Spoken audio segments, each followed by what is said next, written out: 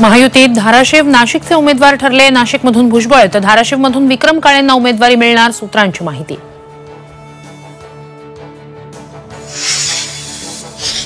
April आणि मे महिन्यात राज्यात पंतप्रधान मोदींच्या सभांचा धडाका, 10 सभांचं आयोजन। अमित शहा, योगी आदित्यनाथ यांच्याही होणार सभा।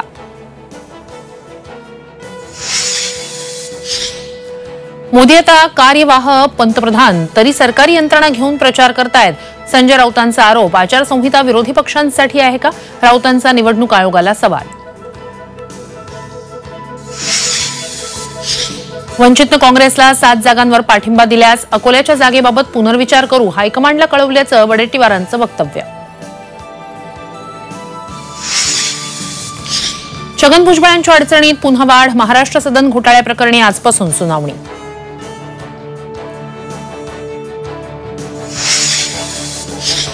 आणि वांद्रे-वरळी सिलिंकवरील टोलच्या दरात आजपासून 18% वाढ, तर पुणे-सातारा महामार्गावरील खेड-शिवापूर टोल दरात 2.5% वाढ, वाहन चालकांच्या खिशाला कात्री।